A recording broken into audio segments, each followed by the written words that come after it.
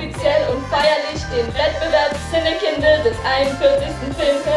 Filmfest München.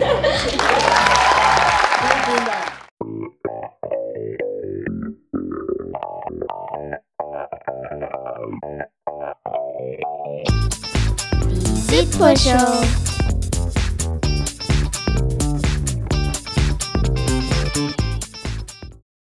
My name is Eirik Sæter Stordahl, and I'm the director and co-screenwriter of the feature film Lars ist, or in German it's Lars ist. Yeah. Yes. At first, please present the story of the film. So the film is about Amanda, and Amanda goes to school and she is really in love with her classmate Adam, and then she gets the task of being like the special buddy or like the special mentor for the new boy in class, Lars, and he has Down-Syndrom. So in the beginning, Amanda thinks that is really, really scary and she doesn't really want to do it. But then she discovers that she and Lars has a really nice friendship. But in the school, she wants to keep that friendship secret, and that kind of leads to a double life that will get into all sorts of trouble. Do you know other people with Down syndrome? I do, yeah. I went to school with two boys with Down syndrome, one in one part of school and another one in another part of school. And now through the film, I know Adrian, who plays Lars, and he has become a dear friend. In your opinion, what is the best way to deal with people with Down syndrome? Should you pay special attention or do everything as normal? I think, that's a very, very good question. I think in some ways you can pay special attention, because in most ways people with Down syndrome are just like everybody else and just as different as everybody else. So I think in some ways sometimes they take a little bit longer to learn something. So maybe you need to be a little bit more patient sometimes with some things. But in other ways they are just like everybody else and they're just as unique as everybody else. So one person with Down syndrome is just as different from another person with Down syndrome as you and I are different, and they're just as similar as you and I are similar. But it's a very good question, because sometimes maybe you need to take a little bit extra care to be patient and be kind. Where did the idea for the film name come from? I was very lucky, because it was actually written a book called Lars ist, and I knew the author of the book. And when I read it, I was deeply, deeply moved by the story and the themes. So I really wanted to make it into a film. So the story came from the book, but the story also resonated very deeply with me, my own childhood. And so the story comes from the book, but it feels as if it almost comes from, my own life, thematically. How difficult is it to work with children actors? So in some ways, it's quite difficult to work with children, because sometimes they get tired more often than adults. They might need more breaks. But in other ways, actually, it's very easy, because when you find a good actor who's a child, they're very, very intuitive, and which means that they're very direct, very pure, so to speak. It's like their emotions come to them very, very easily. How did the children feel during the shoot? Oh, so they were going like up and down like a roller coaster, Maybe they were very happy in the morning, and all of a sudden they became very, very tired, and maybe they had like a quarrel in between them, and then became friends again, and then they were laughing, and then they were tired, and so they were feeling all sorts of ways. But I know that they thought it was a lot of fun, but I also know that they thought it was very hard. They became very tired after a long day. Were the children able to quickly put themselves in their shoes?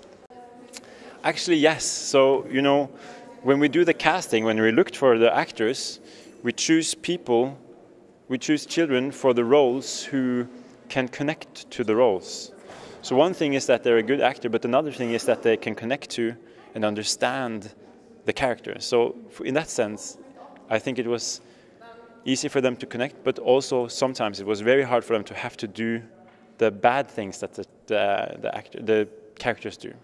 Did you and the children enjoy making the film? I can say for myself at least, I loved making the film. It's actually one of the greatest joys in my life to have made this film. And I know that on the good days at least, the children loved it too, and I know that they're very happy about it now as well. Would you have taken part in a film shoot as a child? I have never been on a film set when I was a child, but I would have loved to if I could. Yeah. How do you work with actors to get the best performances out of them? I think the main thing is to make them feel safe. Because when you feel safe, then you can do your best. And then, you know, they do the acting. So for me, it's about creating a work environment where they can do their best. And then my job as a director is to make sure that each scene tells the story the right way. So I help them to find the right mood, and then I guide them through the scene to tell the story in the way that each scene needs to be told. What was the most surprising experience during filming? In the end of the film, there's like a snow scene. And all that snow that was on the ground was driven to the location, because it was in October, so it didn't snow. It was driven to the location from a skiing resort and then put out on the ground by big machines. And then they have like cannons that shoot fake snow up into the air. And when you look at that and you stand there and you have 150 kids running around on that fake snow, I look at that and I think, this is kind of crazy, you know? What surprised you about the actors? I was surprised by how quickly they were good. You know, sometimes it takes a lot of takes for actors to get into the right mood, but they were there so quickly, you know. And were children involved in writing the script? Not directly, no, but you know, I used to ask the children to let me know if there were any lines in the movie if they say something that they wouldn't say normally themselves. Then we would change the line, or they would use another word. So they weren't involved in making the screenplay, but they were involved in, you know, getting the right language for them. What are you most proud of in this film? I think the acting, you know, the actors, you know, because it was so much work to find them. It was so much work to create an environment on set where they could be their best, and working with them was so wonderful and exciting and demanding as well. So I think I'm most proud of that. And perhaps also I wrote the screenplay together with the author of the book, and writing that we spent several years writing it, and it was very fun work, but it was also very difficult work. So I'm very proud of the end result. Is the film based on a true story? So it's not based on a true story directly, but I know that Iben Akeli, who wrote the book, she went to class with a boy with Down syndrome when she was a child, and she has worked with people with Down syndrome. So I know that like some parts of the story are inspired by her own life, but it's not like a true story. So it's maybe a mix of, you know, fact and fiction. Which scene was the most difficult to film? Maybe the snow scene, actually. Or perhaps the scene where they dance, because it was so long. And or maybe if you can call it one scene, the whole like Christmas show, excuse show, because then we filmed for 5 days, and maybe we filmed, if you were up on the stage, then maybe we filmed you on Tuesday, and then if you were down in the hall looking at the stage, then maybe we filmed you on the Thursday, and then if you were sitting in the audience, then maybe we filmed you on Friday, and then we had to put it all together, and that's a big job, you know, so maybe that was the most difficult, actually. Did an idea not work out at all? Yes, all the time. You know, you need to have a plan, but you also need to put that plan away when it doesn't work. So I cannot come with like a specific thing right now, but all the time, like there are small things that you change your mind. With the moment you see something that works better, then you change. Which scenes made you laugh while filming? A lot of them, actually. I think especially the scene in the toilet where Amanda, after the football, the scene where she's rejected by Lars, she goes into the toilet to gather herself, and then Adam comes, and while they're talking, the toilet is flushing, and out comes a little girl, and she's looking at them like, what's going on here? Why is there a boy in a girl's bathroom? And she was so funny that it was very difficult not to laugh while we were filming. And luckily when we show it, especially when we show it to school children, school classes, everybody laughs in that scene. And it's in the book as well, and it's very, very funny. How do you choose the story you want to film? You follow your heart, so to speak, or maybe your stomach and your heart and your head. Because when I read the book, I laughed and I cried and I thought about it and I was very, very moved. So it was almost as if I didn't choose the story chose me. Have you ever been a mentor? And if so, what was it like? That's a very funny question. Actually, so the film is filmed at the school that I went to as a child, myself. But the school actually was in a fire the year that I was supposed to be in the mentor. So half of the school burnt down. So a lot of the buildings that you see in the film are built after the fire. So I actually missed being a mentor. I wasn't a mentor because I had to change to another school and blah, blah, blah. So I was looking so much forward to it, and I never was it. Maybe that's why I made the film, to compensate for that. I don't know. Have you ever experienced bullying, and what advice would you give against mobbing? I have to say, unfortunately, yes, I have. I have experienced bullying as a child, and I have also experienced it as an adult, actually. So when we think about bullying, it's very often something we think about for children, but bullying can happen between adults as well.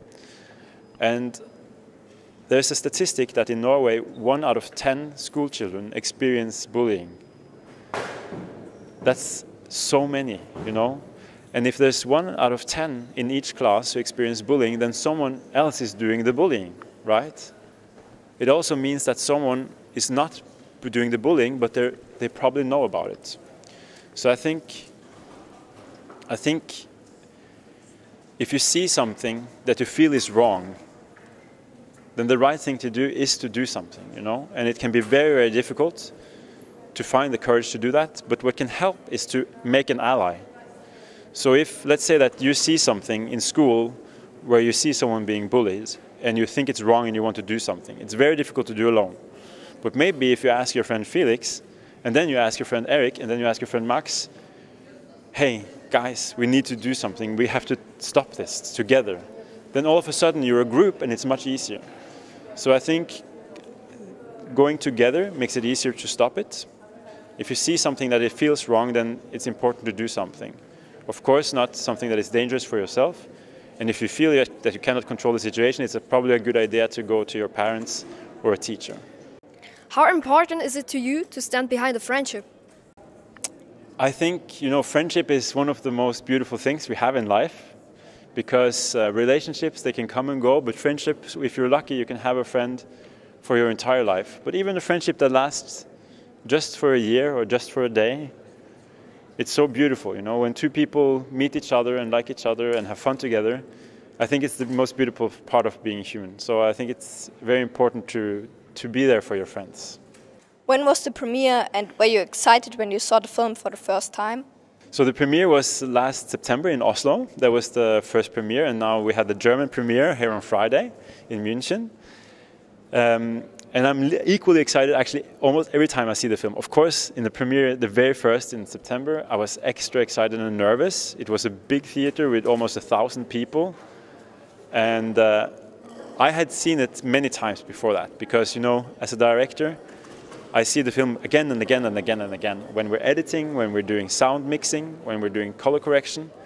So I had seen the film completely finished, maybe 3 times already.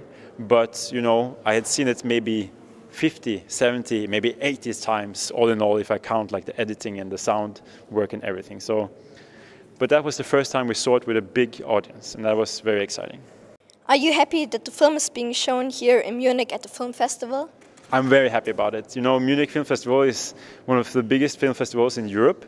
It's the second largest film festival in Germany, and Germany is a big country with a huge, proud film history, going all the way from the silent era up until today, and also with the technical side of Ari and that make the cameras. And so Germany is a proud film nation, so it's a huge honor to be invited to Filmfest München, which is such an important festival, and to get to show the film here.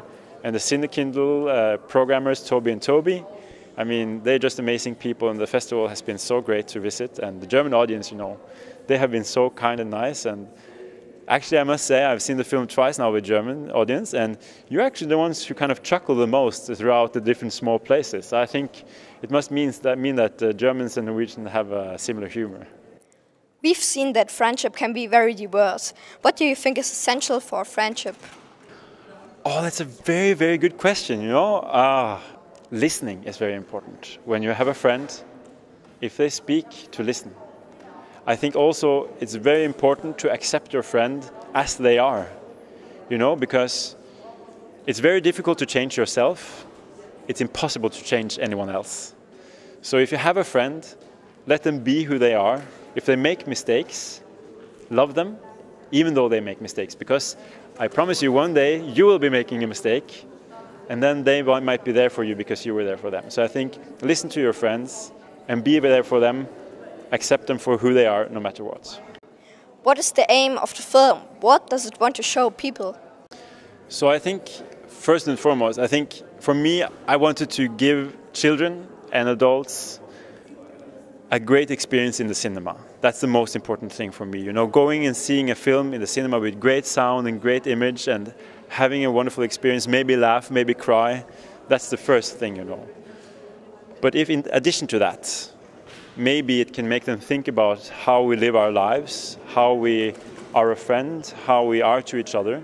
I think that would be very nice. The film for me is about how important it is to find the courage to be yourself, how important it is to stand up for what you believe in, because if you don't find the courage to be who you truly are, then you will be in risk of hurting the people you love the most and yourself.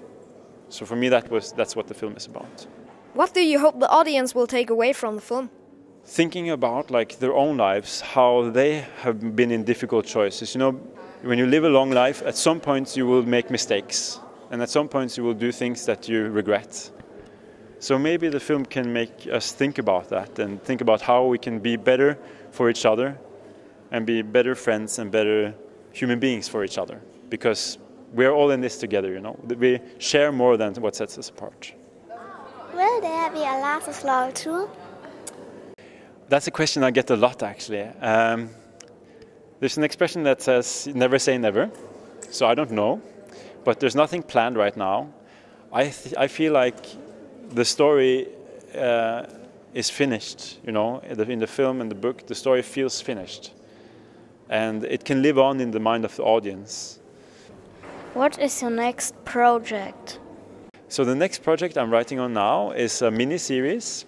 It's a Norwegian project as well, actually, and I'm also developing a Danish feature film. And they're very different, I think, from Lars is, but it's a little bit secret right now, so I cannot tell the details, but I hope to be able to share it in the near future. Do you have a favorite song? A favorite song? Maybe Amelia by an artist called Joni Mitchell. It's difficult to choose, you know, there are so many good songs. Finally, can you say hello to our listeners of the Südpolshow with your name, your job and the title of the film? Südpolshow. Okay. Oh, it's more difficult than you would think. Südpolshow. Okay, Südpolshow, okay. But Südpolshow, okay. So, dear listeners of Südpolshow, my name is Eirik Sæter Stordahl, and I'm the director and co-screenwriter of the feature film Lars is. Nice to meet you all. Thank you very much for the interview. Thank you for having me. It has been my pleasure.